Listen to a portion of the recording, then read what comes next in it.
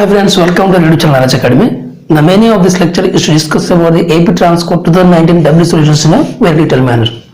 If you are seeing this video lecture for the first time in the YouTube channel, then please do like, share and subscribe our YouTube channel. And don't forget to press the bell icon button. So whenever we upload new video, the direct notifications comes to your mobile. If any improvements needed in a video lectures, then please do comment in the comment section. We will definitely link to all those improvements in the coming lectures. So why do we waste more time? So let's get started. So now we are going to solve the 11th question. See the question here. An open loop system is converted into a closed loop system using negative feedback.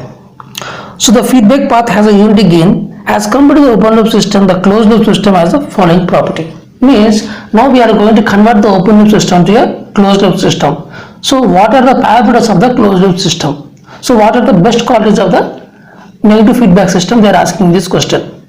So here, out of the four options, effect of parameter variance is reduced. Means here now by making the closed loop or by giving a feedback, the effect of parameters is reduced when compared to the open loop system. So this is the correct solution of this question. So let us discuss somewhat more detailed concepts of this feedback systems. So now we are going to learn some of the important concepts of the properties of the negative feedback system. So first property is the overall gain is reduced. Means by introducing a negative feedback, the overall gain of the system is reduced when compared to the open loop system. So therefore, and the bandwidth is increased. Means now by using the negative feedback, the bandwidth of the system is increased. It means it can allow the more amount of signals of different range of frequencies when compared to the previous one. And here the rise time into bandwidth is nothing but 0.35. It is always a constant number. So rise time of the signal and the bandwidth of the signal has to be always equal to constant. So therefore here, as the bandwidth is increased, so therefore the rise time of the signal has to be decreased. Means as the rise time is decreased, means the speed of the response is always increased with the help of the negative feedback system. And also the effect of parameter variations is reduced. Means if the effect of parameter is nothing but whenever the values of the system resistor, like the components of the resistor, inductor and capacitor, if they are changed, the output variation is reduced when compared to the open loop system. Means whenever there is a parameter changes in the open loop system, always the output changes very faster. The sensitivity to the output variation is very faster in the open loop system, but it is very less in the negative feedback system when compared to the open loop system.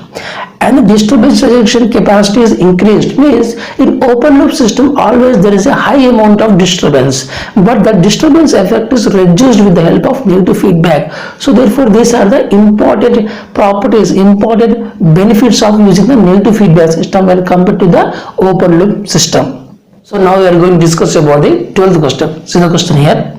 A unity feedback system as G of S is equal to K by S into S plus 1. The steady state error in the output response for a unit step input is. So here given a unity feedback system has the G of S is nothing but the planned transfer function, nothing but K into K by S into S plus 1, and the steady state error in the output for a unit step input. Means for the unit state input we need to feed what is the output steady state error in the output. So out of the four options, option B, which is 0 is the correct solution of this question. So let's solve this numerical.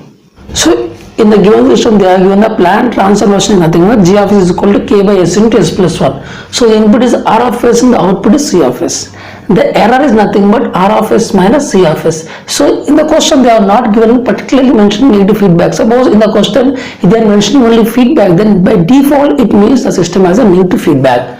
So for negative feedback, so E of S is equal to R of S minus C of S. So here G of S is nothing but K by S into S plus 1, and unity feedback means H of S is equal to 1. So we need to find this error E of S. E of S is equal to error between the input and the output. So E of S is equal to R of S minus C of S. But we know C of S by R of S is nothing but the closed loop transfer function of a negative feedback system is nothing but G of S by 1 plus G of S H of S. So in place of C of S, if you substitute these whole things, then after rearranging we are going to get the error E of S is equal to R of S by 1 plus G of S into H of S.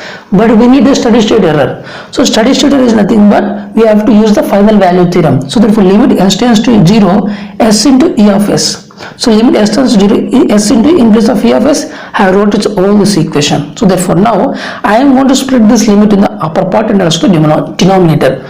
So limit s tends to 0, s into r of s by 1 plus limit s tends to 0, g of s into h of s. In the question they have given the input is a unit step signal, means r of t is equal to e of t. So therefore the Laplace transform of this signal is nothing but 1 by s. So in place of r of s I am going to substitute here 1 by s. So limit s tends to 0, s into 1 by s by 1 plus limit s tends to 0. So g of s is nothing but k by s into s plus 1. So here s has get cancelled, so it is 1 and 1 plus, in place of 0, in place of s if you substitute 0 it will become k by 0 is nothing but infinity. So therefore infinity. So 1 by any infinity value is nothing but again 0. So finally what I am trying to say is steady state error. The steady state error for this system, if you give the unit step signal, if you give a input unit step signal is nothing but 0, means the output is going to reach the steady state in a very easy manner, means the output is going to get a desired output value. So therefore the steady state error is nothing but 0. Steady state error is nothing but 0 in this case. Actually this concept only tells about the error at the steady state, but it doesn't tell the for each and every instant of time, it doesn't tell the what is the error between the output and the desired output. It doesn't tell, it only tells about the steady state value. But if you want to know more about this, what is the nature of the steady state, means error between the at a particular instant of time between the desired output and the actual output, that we are going to study in the dynamic errors. In the dynamic errors we are going to get, but here this is the static concept, this is the static error concept. So let me discuss this table here. Say the type is nothing but the type of the system. The type of the system is nothing but the number of poles at origin in a open loop transfer function. Type is nothing but the number of poles which are present in the open loop transfer function g of s into h of s, and the input is unit, ramp, parabola. Now I am going to give the unit as unit, ramp and parabola. So for the type of system 0, 1, 2. So for type of 0 system a by 1 plus kp and remaining all are infinity. And similarly for 1 type of system, for a unit input it is a 0 and this is a by kv and the remaining thing is infinity. Steady state. For the type 2 system it is a 0, 0 and this is a by kv. But if you see our system, the g of s is nothing but k by s into s plus 1. So therefore there is only one pole at origin, one pole at origin in the open loop transfer function. So therefore it's a type 1 system. A type 1 system, if you are given a unit step input, so therefore the response or steady state error is nothing but 0. So therefore by using this table also we can directly tell the answer, or with it you can solve the in a procedure also we are going to get the same result 0. So therefore finally the steady state error in the system for a type 1 input for a unit step input is nothing but 0. So now we are going to solve 13th question. See the question here. The open loop transfer function of a unity feedback system is g of s is equal to k into s plus 1 by s into s minus 1 into s plus 6. The system is unstable for. So this is a transformation is g of s is equal to, they are given the question. So for unity feedback, means they have nothing mentioned whether it's a positive feedback or negative feedback. By default it is a negative feedback, because if in a question they are using the feedback and they are nothing mentioning about positive or negative, then by default it is a negative feedback system. So the system is unstable for. So we need to figure out at what range of k the system is unstable. So out of the four options, option C, which is when the k lies between 0 to 7.5, the system is said to be the unstable system. So let's solve this numerical. So they are given the system plan transformation, nothing but g of s is equal to k into s plus 1 by s into s minus 1 into s plus 6, and the unity feedback is nothing but g of s is equal to 1. Normally the range of k will be from 0 to infinity, means gain of the system is always a positive quantity. So therefore k lies between 0 to infinity. So here we are considering the negative feedback system. So now we are going to find the stability of the system, where the system is stable and at what range of k the system is stable, at what range of the system is stable, and which range of the k the system is unstable, we are going to figure out. So here the characteristic equation nothing but 1 plus g of s into h of s is equal to 0. So after substituting this g of s and h of s in this basic equation, and after solving this equation we are going to get s cube plus 5sk plus s into minus x plus k and plus k is equal to 0. This is called as a characteristic equation. So based on this we are going to find the stability of the closed loop system. So highest power is s cube. So s square is the power of n is the power of 0. So the first two rows we are going to fill as coefficients based on the characteristic equation, and the remaining coefficients values or the remaining row values we are going to figure out based on these first two rows. So here S3 coefficient of S3 is 1, and the next odd number is S the power of 1. S the power of 1 coefficient is minus x plus 1, and for the coefficient of S square is 5. and the next even number is s to the power of 0. So the coefficient of s to the power of 0 is k. So now in order to find this value, we have to do 5 into minus 6 plus k. So we have to do multiplication in this manner. So 5 into minus 6 plus k minus k into 1 by 5. So if you solve this one, we are going to get minus 30 plus 4k by 5. This is the value we are going to get, and this is 0. And if you want to get this value, we have to do this one and 5 into 0. Here is 0. I can divide it like this. So therefore we are going to get k. K is the value we are going to get here. So now I am going to find the stable region where the system is stable. So always for the systems to be stable, always then there must be no sign changes. There must be no sign changes in the column 1. So number of sign changes is nothing but the number of rows which are present in the RHS of S plane. That means the number of poles which are present in the RHS of S plane. So therefore for a stable system, I don't want any sign changes. So therefore this value has to be positive and this value also has to be positive. So therefore this value has to be positive and this value has positive, means we need to find the k range. These two conditions has to be satisfied. I am repeating again, we need to find the range of k. So therefore these two conditions has to be satisfied. So therefore minus 30 plus 4k greater than 0 and k greater than 0. So if we solve this one, 4k greater than 30 and k greater than 0. So k greater than, I am taking the 4 to the downward, so 30 by 4 and k greater than 0. So k greater than 7.5 and k greater than 0. So therefore for the first one we got when k greater than 0, then this will be always positive. For the second case, when k greater than 0, this will be always positive. So therefore now I am going to draw with respect to k here. So the first one, for k greater than 7.5, there is always positive. And for second case, for k greater than 0, this is a positive. So therefore now we need to find the common region between these two things. The common region is nothing but this one. Means for k greater than 7.5, these both conditions will be satisfied. But if in this region from 0 to 7.5, only this is positive but this is negative. So therefore there is a sign changes. So whenever there is a sign changes, the system is said to be unstable. So therefore for k greater than 7.5, the system is stable.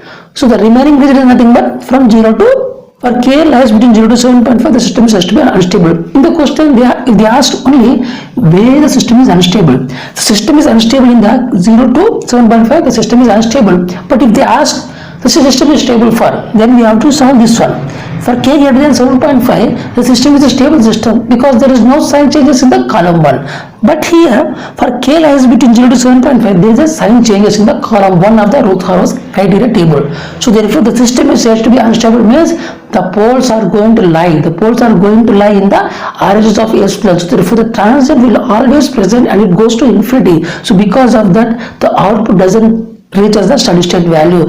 So that is the reason the system is said to be unstable system. So now we are going to solve the 14th question. See the question here. A system has a damping ratio of 0.4. The frequency response of the system exceeds a peak resonance of. So here they are given the damping ratio of the system is nothing but 0.4. So we need to find in the frequency response the maximum value. The maximum value of the system is. We need to find what is the maximum peak value. We need to figure out in the frequency response. So out of the 4 options, option B, which is 1.36, is the correct solution of this question. So let's solve this numerical. So this is a block diagram of a negative feedback system. This is G of S, H of S, R of S and C of S. So this is for this closed loop transfer function, the transfer function is C of S by R of S is equal to G of S by 1 plus G of S into H of S. So let me consider this C of S by R of S nothing but M of S. So M of S is equal to G of S by 1 plus G of S into H of S. So in place of S, I am going to keep here S is equal to J omega. So therefore M of J omega is equal to G of J omega plus 1 plus G of J omega into H of J omega. So this is nothing but a complex quantity. Means after substituting J omega, we are going to get a expression. Is a complex expression. So therefore any complex expression will have a magnitude and also the angle, phase angle. So the magnitude part is M of J omega. The magnitude part is magnitude of M of J omega and the angle is angle of M of J omega. So the frequency response is nothing but the frequency response is the magnitude of this closed loop transfer function, whereas what is the variation of this one with respect to the frequency. So therefore mod of M of J omega. So what is the variation of this magnitude with respect to the frequency is called as a frequency response. So if you substitute here omega is equal to 0. So whenever omega is equal to 0, this whole term is going to 0 and this also 0. So 0 also the variation of the variation of the magnitude of this one with respect to the omega is called as a frequency response. So at a particular frequency there will be a maximum amount of peak value. This frequency is called as a resonant frequency and this is called as a peak value, the maximum peak value of this response. In the question they have asked what is this peak value, the peak value they have asked here. So the basic formulas of omega r and mp is nothing but omega r is equal to omega in into 1 minus 2 zeta square under root over 1 minus 2 zeta square, and peak value is nothing but 1 by 2 zeta into under root over 1 minus zeta square. So in the question they have given zeta is equal to 0.4. So in place of zeta I am going to substitute here. So therefore mp is equal to 1 by 2 into 0.4 under root of 1 minus 0.5 whole square. So if you solve this equation, we are going to get mp is equal to the maximum peak value of the frequency response is nothing but 1.36. So therefore this value is nothing but 1.36. So this is the correct solution of this question. So if you remember these two formulas with the relation, this mp and omega depends upon the zeta. So if you remember this formula, then it is very easy to solve this question. So these are the two things always we need to remember, because based on these two formulas only in most of the AE examinations this type of questions can be framed. So finally mp is equal to 1.36. So now we are going to solve the 15th question. See the question here. For an SCR during turn on and turn off, the quantities responsible respectively are. So here for turning on and the turning off, what are the quantities which are responsible for the SCR we need to figure out. So out of the four options, option C, which is latching current and holding current. So latching current is responsible for the turn on process and the holding current is responsible for the turn off process.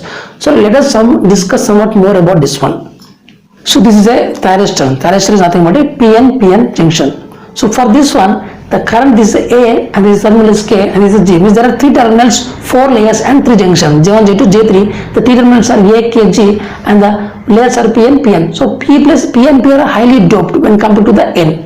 So therefore this is all about the thyristor. Now for this one, now I am going to draw the graph between VAK and the IAK. So this is VAK and this is IAK. So this has three regions, which is called as a reverse blocking mode, forward blocking mode and the forward conduction mode. So here the forward blocking mode, this is the forward blocking mode. In the forward blocking mode, we are going to a positive voltage. The positive voltage is nothing but this A is positive with respect to the K. So therefore this J1 and J3 are the forward bias, but J2 is a reverse bias. So here J1, J3 are forward bias and J2 is reverse bias. So now because of this reverse bias, the current is very low value.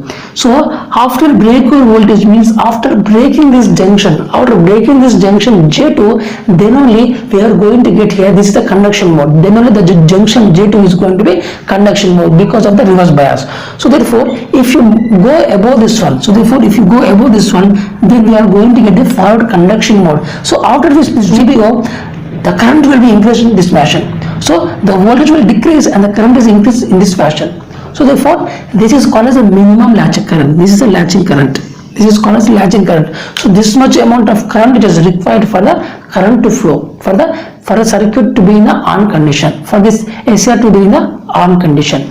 So therefore if you want to decrease this one, so if you want to off this one, so if you want to off during the turn on process only, we can control by using the gate only, we are going to on this one. But after it is on, gate has no control. So therefore it is called as a semi-control. Means only on process is depending upon the gate signal, but the off is independent of the gate. So therefore the turn off is independent of the gate signal. It is called as a semi-control device. So in order to off this device, so we need to decrease the current in such a way fashion so that it can goes in this fashion and finally it reaches the holding current IH. So it is a holding current IH. So if a current is below this one, then only the circuit, then only the device is in off condition. So finally latching current is always greater than the holding current. But nearly IN is nearly equal to twice of holding current. So therefore during turn on process IL is responsible, during turn off process IH is responsible. Means for turning on, this much amount of minimum current has to be present. During turn off, if you go below this current, then the device is perfectly in off condition. So in the forward conduction mode, all the devices are in the forward bias. they are connecting mode. In the reverse bias means VK is now negative, means K is positive with respect to the anode. So therefore now J2 is a forward bias and remaining J1 and J3 are in the negative bias or reverse bias. So therefore this is called a reverse bias. Because of this reverse bias, a very less amount of current will be flowing.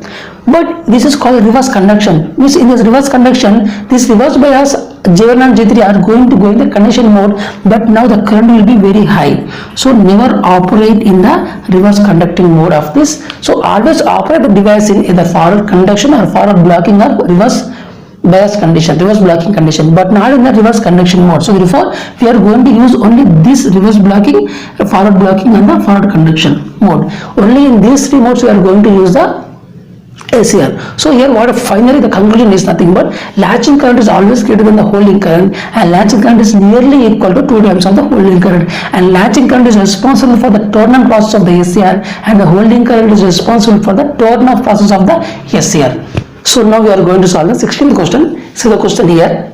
A consumer consumes 600 kilowatt hour per day at a load factor of 0.4. Means if the load factor is 0.4, he is going to consume an energy of 600 kilowatt. So if the consumer increases the load factor to 0.7 without increasing the maximum demand, what is the consumption of energy?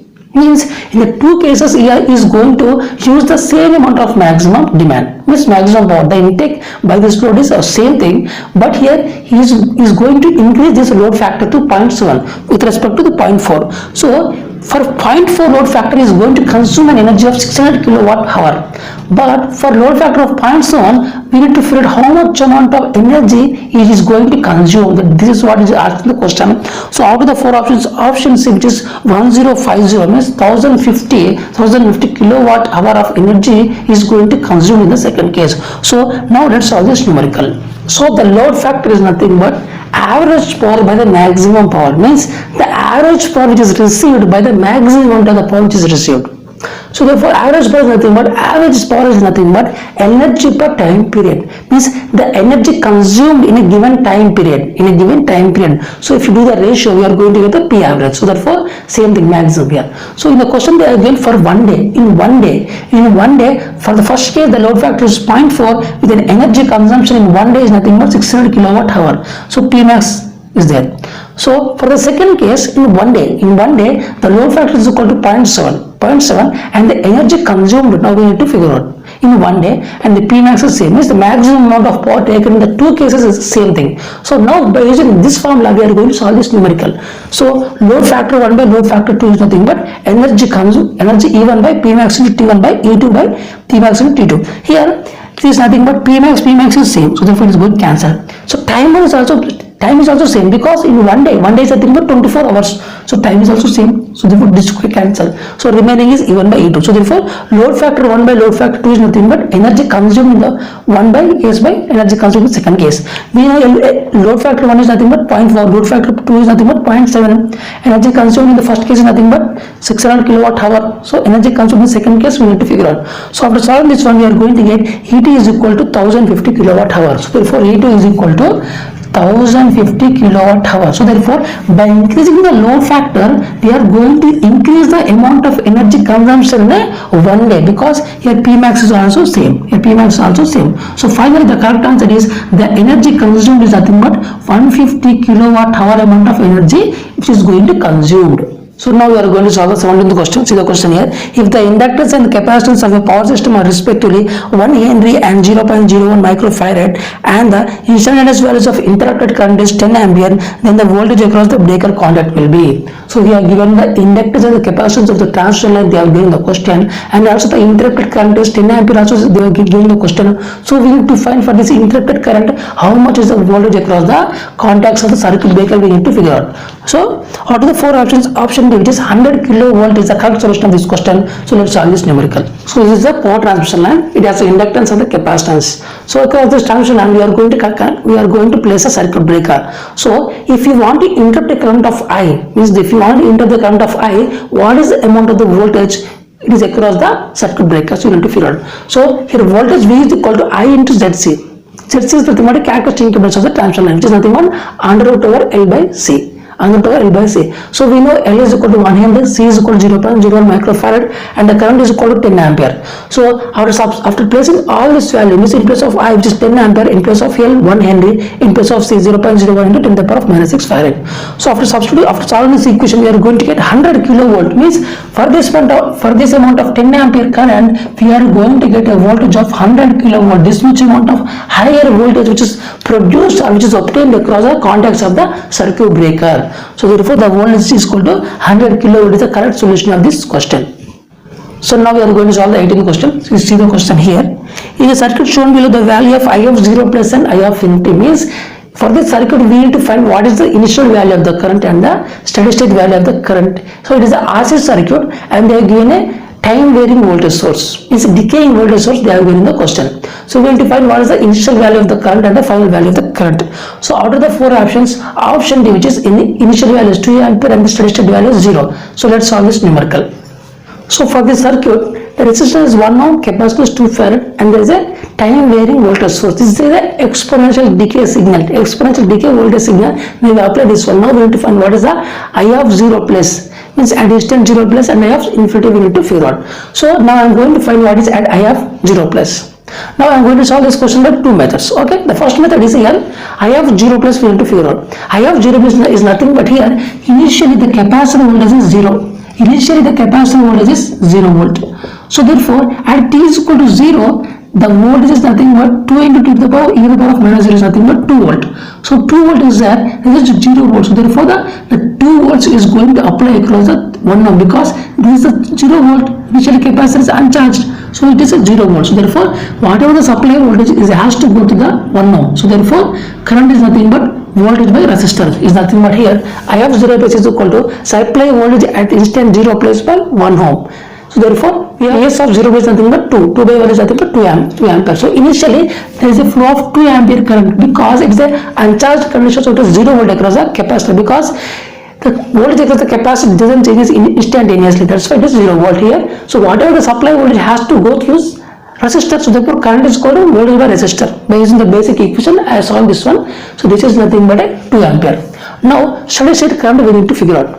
So as the voltage is decaying, as the voltage is going to decay, so finally Vs of 0 is nothing but 0. So there is nothing present in the circuit as a source. So the source itself is 0. As the source itself voltage is 0, there is no source available to supply the current. So therefore steady state value is equal to 0 ampere. So as the source itself is 0, so therefore is no amount of current which is going to pass. So therefore steady state current is equal to 0 ampere. So let me solve this question by the Laplace transform method. So I am going to assume this as a R, this is L, this is C, this is Vs.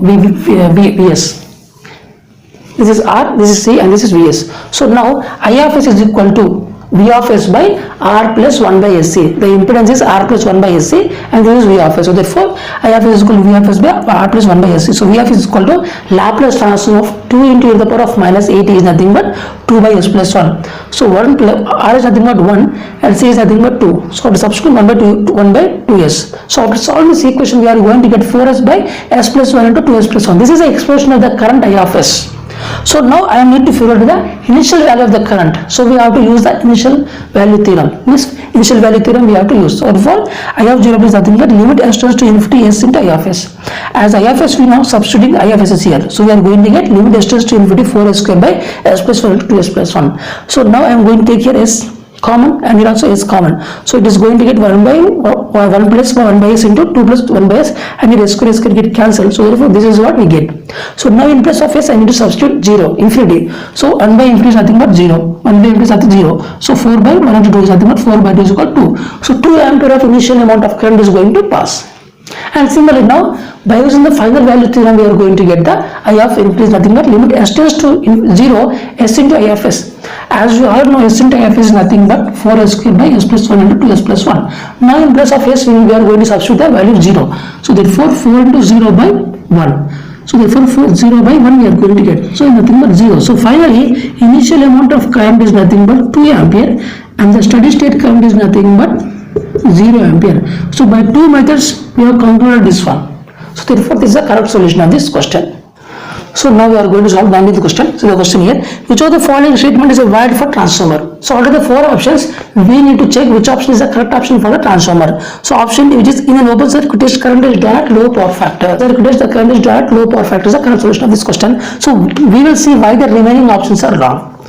So yes, we will discuss more about the open circuit test and the short circuit test in a very detailed manner. Now we are going to study about the open circuit test and the short circuit test of a transformer. So here this is a transformer. This is called as the LV, this is called as the HV. Means LV is nothing but low voltage winding and the HV is nothing but high voltage winding. So the rating of the transformer is letting us use the K. This is the rating of the transformer. So here low voltage means very low value when compared to the high value. So in open circuit test we are going to give a rated voltage. So this is a maximum voltage and this is a very less voltage. So we will prefer to use it on the LV side because there is low voltage means the voltage which you need to substitute rated voltage is a lesser value. That's why we are going to place the source at the LV voltage and the HV we are going to open circuit. So here by this method, let me assume the current is I0 because the open circuit condition and the load current is 0. A very small amount of current is taken by this LV side, which is called as a primary current, as a no load current here. So here by this method we are going to figure out the core losses because core losses depends only on the supply voltage. So therefore we are going to figure out the core losses by this method. So here as a supply voltage and the load current, the angle between the supply voltage and the no load current is a phi naught. Phi naught is a very huge value. It is a very huge. It is nearly equal to 90 degree. It is nearly, but not exactly. It is nearly equal to 90 degree. So as the angle is very huge, so the power factor is nothing but cos phi 0. So cos phi 0 is a very low. Means the power factor at no load condition is a very low value. It's a very low value. So now we are going to study about the short circuit test. So on the transformer we are going to short circuit here. See, this is the HV side and this is the LV side. So the rating of transformer is S. So as the HV side has a low amount of rated current, the rated current is a very low because the voltage is high means power has to be constant. As the voltage is high means the current has to be less. So that this is the rated current of the LV side. This is the HV side and this is LV side. So this will be very less, this is a very high because the voltage is less, so current has to be increased, then only S should be a constant value. S is equal to V into A. As the voltage is less, current has to be increased. So the rated current in the HV side is very less when compared to the rated current in the LV side. So in the short circuit test we are going to supply the rated current. So therefore we need to supply a rated current. So rated current in the HV side is very less than the rated current in the LV side. So therefore we prefer to give the supply voltage to the HV side because less rated current. So therefore the ammeter which we are going to produce, we are going to place here also has to be less rating. We prefer to always use a less rating meters. That is why we prefer to use we prefer to do the short circuit, or we are going to keep the source at the HV side and we are going to short circuit at the LV side. So by this method we are going to find what is the amount of full load copper losses at the full load copper losses we need to figure out here. Full load copper losses in this transformer. So here now if you draw this current is I1 because of this short circuit, the current is I1, this is the supply voltage V. Now the angle phi naught V and the angle between the V supply voltage and the current I naught, V naught is going to decrease. This phi naught is a very low value. As the phi naught is a very low value, the cos phi is a huge value. Means the power factor in the short circuit test will be very high when compared to the power factor in the open circuit test. So finally what I am trying to say is here HV side is open in the OC open circuit test and the LV side is a short circuit in the AC test. And here this method is used for the figuring out the core losses and this is for the copper losses. Here the power factor is very low because the angle is very huge value. Here angle is very small, so power factor is very huge. So this is a brief concepts of the open circuit test of transformer and the short circuit test of the transformer. So now we are going to solve the last question of this lecture. The question is, a single phase transformer has no load loss of 64 watt as obtained from the open circuit test. Means from open circuit test the loss which we got is nothing but 64 watt. When a short circuit test is performed with 90% of rated currents flowing in the both LV and HV windings, the measured loss is 81 watt. So with the help of short circuit test with the rated currents off, means the currents in the HV and LV is 90% of rated current and the wattage amount of reading is nothing but the measured loss is nothing but 81 watt. the transformer should exhibit the maximum efficiency at. So at maximum efficiency we need to figure out. So what are the four options? Option C, which is 80% of the rated current. This is the correct solution of this question. So let's solve this numerical. So now I am going to explain a small concept. Based on this concept we are going to solve this numerical. So OC test, I already told you, OC test means HV voltage side is open circular, and for the LV side we are going to give a rated low voltage winding. This rated low voltage winding we are going to give, and this loss is called as, if you keep the wattmeter here, the amount of loss, because there is a small amount of current I not here, so because of this there is a small amount of loss. This loss is called as the core losses. This is the core losses WI, or is also called as the PI. PI is nothing but the core losses. Now I am going to do the short circuit test. Short circuit test is nothing but here, for the LV side I am going to give a short circuit, and for the HV side I am going to give a voltage. So we need to give a certain amount of voltage, so therefore the rated amount of HV voltage is rated amount of current of HV side we need to get, and so because of this we are going to get the rated voltage of LV side also current is flows through the short circuit. So now one more thing is a very important thing is here, because of this we are going to keep a wattmeter here. This wattmeter is going to figure out the power with copper losses, means here copper losses we are going to get. Suppose if you change this voltage in such a way, if you got the rated current, then we are going to get the rated copper loss. But if you change this voltage, means if you change this voltage such a way, the current is not a rated current, means somewhat lesser than the rated current, then the copper loss is nothing but a rated copper. It is not a rated copper loss. So therefore here, for rated copper loss, always rated current has to flow. If it is less than that rated current, that is not a full load copper loss. It is a general copper loss at a certain amount of load. So we need to figure out what is the relation between the copper loss of at any load and the full load copper losses. That we need to figure out. So therefore here, suppose the current in this is nothing but, suppose at any certain voltage the current is not a full rated current. This is nothing but IR dash HV is equal to IR dash LV. This is called as a not a rated current.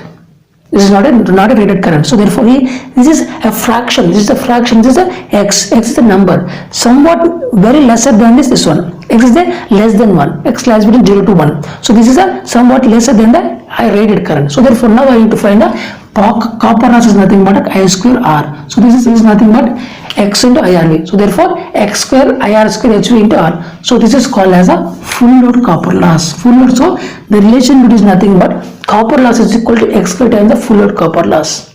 Means if you give the less voltage, the copper loss is nothing but is equal to x square times the full load copper loss. Means this is the x is nothing but a relation means the amount of maximum and minimum currents. So now here in the question we have given iron loss is 64 watt and the copper loss is nothing but the relation between the copper loss at any load and the full load copper loss is x square times the full load copper loss. So here they are given 81 watt at a current rating of means 90% is nothing but, now it will make a number. So 0.9 whole square into copper loss at full load. So the copper loss at full load is nothing but 81 by 0.9 whole square is equal to 100 watt. So at maximum efficiency we need to figure out how much is the amount of current relation. So therefore at PI at maximum efficiency iron loss is equal to copper loss. So iron loss is equal to copper loss is nothing but x square times the full load copper loss. So x is equal to under root over PI by P copper loss. We know under root over IPI is 64 by 100 is nothing but 0.8. So if you do a percentage 80 means suppose the rated current is IR. So we need to have a certain amount of load which is 80% of this rated current. Means the current it is needs to flow. The current in the wires has to be 80% of the rated current. The current in the wires has to be 80% of the rated current. Then at that condition we are going to get the copper loss is equal to iron loss. Then it is called as a maximum efficiency. Means at that condition the load is going to get the maximum power from the source. That is the required concept. So the correct answer is here 80% of the rated current has to flow for maximum efficiency. So by this lecture we have successfully completed the 20 numericals of the AP Transcode 2019 question paper in a very detailed manner. In the coming lectures we will solve the remaining questions in the same manner. If you like the content of our channel, then please do like, share and subscribe our YouTube channel. And don't forget to press the bell icon button. So whenever we upload a new video, the direct notifications comes on mobile. If any improvements needed in the video lectures, then please do comment in the comment section. If you have any unsolved question for electrical engineering, then please do send that question paper to the mail ID which is provided at the last of this lecture. We will definitely solve that question paper and we will provide the solutions to in our channel. Thank you so much for watching this lecture. Keep smiling, take care, and bye bye.